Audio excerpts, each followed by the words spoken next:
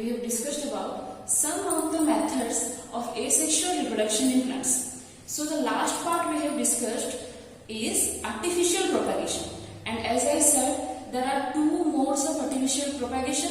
One is the natural mode of artificial propagation and another is the artificial mode of propagation. Okay, so or we can call it as vegetative propagation also. Okay, vegetative propagation is of natural type or it may be artificial type. So the natural vegetative propagation already we have discussed, and today we are going to discuss about the artificial vegetative propagation. So vegetative propagation means, if you remember, I told that whenever we are taking the vegetative part of a plant as a propagule, okay, when we are taking a vegetative part other than flower, we call it as vegetative part. So when we are taking a vegetative part for developing a new plant, we call it as vegetative propagation. And some vegetative propagation that occurs in natural way discussed already. And today we will discuss some of the artificial vegetative propagation. So some of the artificial vegetative propagation are cutting, layering, grafting and micro propagation, or we can call it as tissue culture. So one by one all the methods we will discuss. So nowadays farmers and also in horticulture, they are developing various artificial vegetative propagation.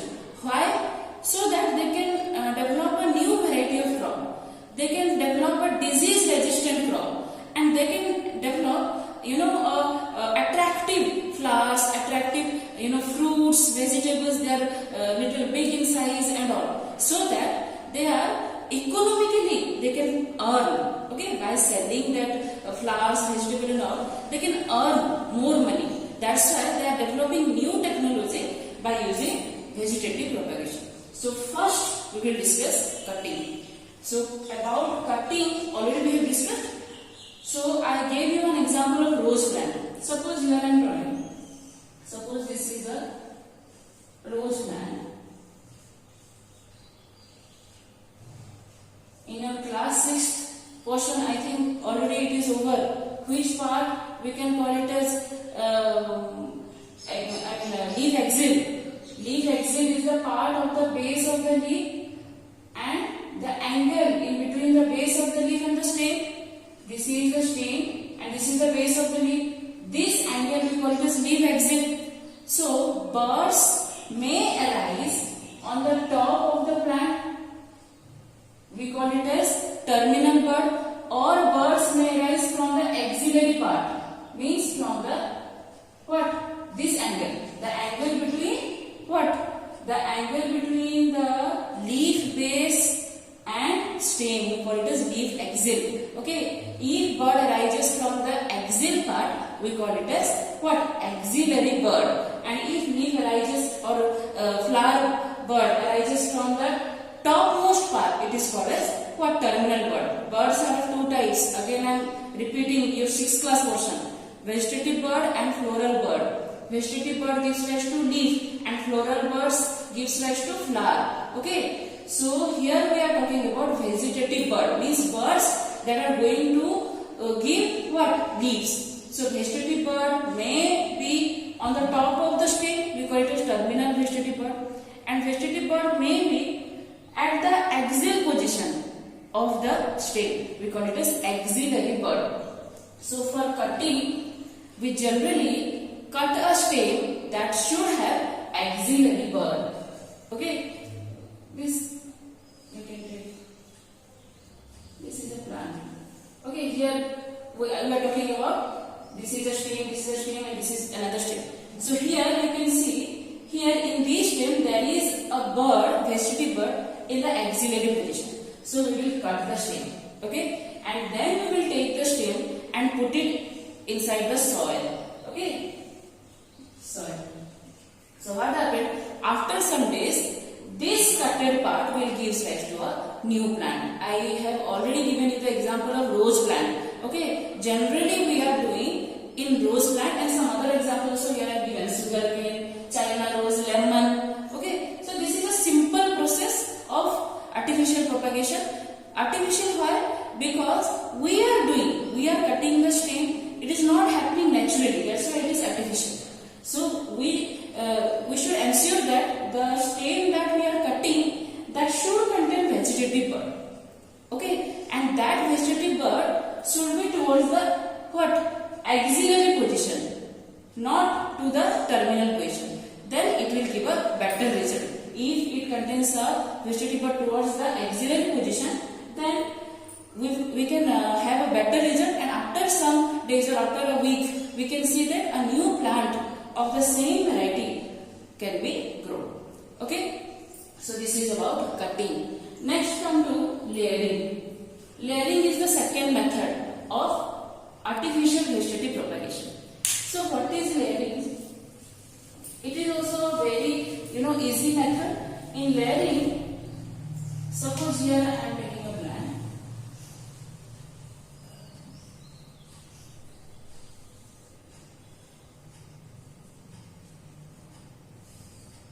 Okay, so what we are doing here, this is the soil. Okay, so they also will choose a stem where it should contain the vegetative bud, that is in the what? Axillary position. Okay, so suppose this contains vegetative bud in the axillary position. So what they will do? They will take the stem and they will put it inside the ground. How they will put it? They have to bend it. This stem should not be get detached. In cutting process, we are simply cutting the stem and putting on the ground. But in layering process, we need not to cut the stem. Only you have to expand the stem up to the ground. So they will expand it in such a way that, see, like this they will expand. Okay, means here are the leaves. The axillary bud will be in this position. Okay, and the stem part will be inside the soil. This is the soil. Okay, if you can see, the stem part will be inside the soil, deep inside the soil, and the vegetative bud part or the leaf part will be towards the top or exposed to air. And we should ensure that when we are keeping this stem inside the soil, we should slowly take out the outer waxy layer, means the bark layer of the stem. Okay, only up to this portion. We have to take out the bark or the outer layer of the stem, and then we have to put it inside the soil. And then simply a kind of stone or something, a heavy thing, we can put it over it, so that it will not come out again. Got it? So after some days, we have to give water in regular basis, and after some days, this stem here, it will develop root. Okay, and then after a week or after some 6 to 7 days, the root is developed, and then we can cut the parent stem. Okay, here we will cut the stem. So this is the parent plant, and here also we can get another plant. From this side branch also we can do, this side branch also we can do. Okay, but make sure that it should be done properly. We have to take out the upper, the waxy layer or upper the bark layer of the stem, so that it can able to grow roots easily. So this is the method called layering. Layering example also I have given here: mint. Okay, mint leaf, rose again, jasmine. Okay, these are generally, remember, vegetative propagation are generally it is done in flowering plants. Okay, not only flowering plants, vegetable also we can do, but generally it is applied in flowering plants. So this is a technique called layering, where only we have to take the stem, insert the stem, and then only we will cut the stem, so that the part which is inserted will grow into a new plant. Okay, the next part is grafting. The next process of artificial vegetative propagation is grafting. Grafting is nowadays very widely used process. Okay, by this in horticulture they are developing very varieties of flowers, colorful flowers. Okay, and varieties of fruits and all. So in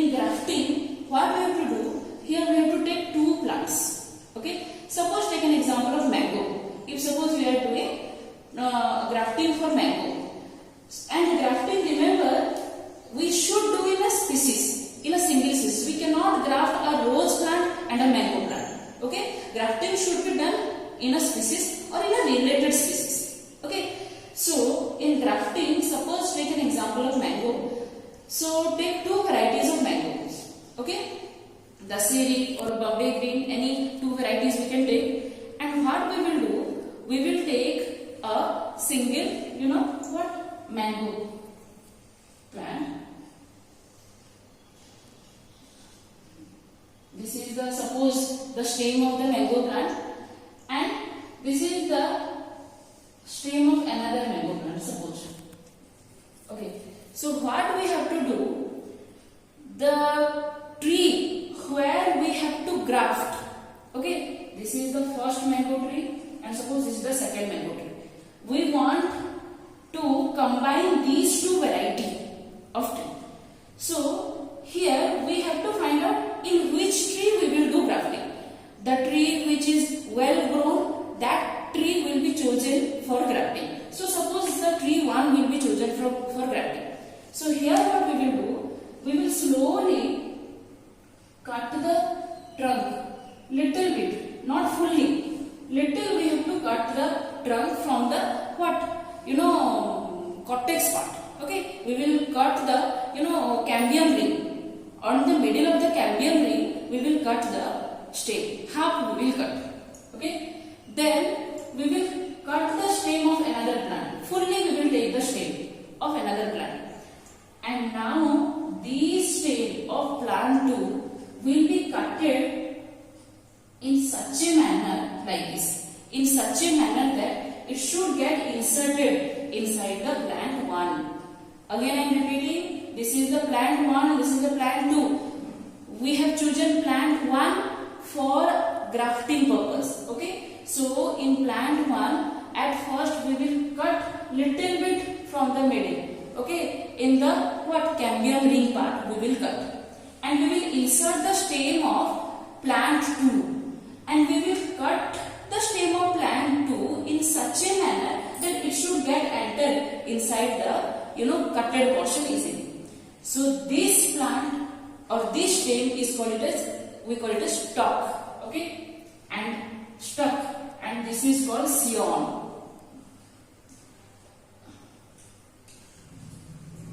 Stalk and scion. The plant where grafting is done, we call the stem of that plant as stalk, and the cutted stem of another plant we call it as scion. This is the stalk and this is the scion. So scion is getting inserted inside the cutted stalk. Okay, so after inserting, we have inserted it. Okay, after inserting we have to cover it or we have to wrap it with tape. Okay, make sure that the tape will not come out. Okay, we have to bind in such a way that it should be fully fixed with the stem, and after some days it will develop into a new variety of mango plant. Okay, this is the process called grafting. Okay, nowadays in horticultures, in nurseries, widely used technique is grafting. Okay, and here I have written mango. I have given one example, and I have more varieties of plants. Some rose, flowering plants also they are doing. Some varieties of fruits and all. Okay, but make sure that layering should be done in between a species, not in between two other species, or we can take related species. Okay, so this is the process called grafting. The last process we can take it as micropropagation. Micropropagation is also called tissue culture. Micropropagation process is also called tissue culture technique. This is a very wide range of a very wide process. Here only some little points I will tell you. In your higher class you are going to study details about tissue culture. Okay, this is a big invention from biotechnology. Okay, this is a part tissue culture, which is a great invention of science. Nowadays widely used to produce different varieties of plants. So what is tissue culture and what is micropropagation? For tissue culture or for micropropagation, at first we have to take it that the young part, okay, we can take the young part of stem or root, means the part that should contain meristematic tissue. Okay, meristematic tissue helps in growth of the plant. Already we have discussed in class 7th. So we have to take the growing, I means we can take the bud part, okay, vegetative bud we can take, or we can take root tip, shoot tip, any part we can take that should have the ability to grow. Okay, suppose here we have taken the shoot tip or shoot apex, and we will cut it into small pieces. Okay, so this part that we have taken is called as explant. Okay, from a plant we have taken the growing or the young shoot tip, and this is called explant. Okay, then what we will do, actually these procedures are done only in laboratories. You cannot do outside, because little bit infection if it will get, then you will not get at all the result. Okay, so here the explant is taken. This explant is well sterilized, or we can say sanitized. Okay, this explant is kept in a sterilized medium where there will be no infection of microorganism. Okay, now this explant is then transferred to a jar where it contains nutrients. Okay, we call it as nutrient medium. Okay, we will take it, or we will put it inside the jar where it will contain the nutrient medium. Nutrient for what? Nutrient for the growth of the explant. Okay, now after some days or after a week, these explant will grow. It will undergo division. It will undergo cell division, and it will form a cluster of cell. Okay, another flask we can take here. It will form a what? Cluster of cell over the surface of the nutrient medium, and we call this cluster as callus. What? Callus. We can define callus is a mass of undifferentiated cell. Okay, this is a mass of undifferentiated cell, means it is a mass of cell, but it do not have root, shoot or leaf. It is not differentiated till now. So this is a mass of cell. We call it as callus. Okay, after some days, the callus will develop into. After some days, the callus will develop shoot, root and all. Okay, we call it as plantlet. Okay, so the callus will develop into a plantlet, a small tiny plant. Okay, now we can take out the plant. Okay, we can take out the plantlet, or here we can take it as, we can call it as implant. This is called explant and this is called implant. Okay, we can now take this implant and put it on ground so that it will develop into a new plant. But you'll ask me why they are doing this. They can simply undergo cutting process. They can simply undergo grafting process. Why they are doing tissue culture?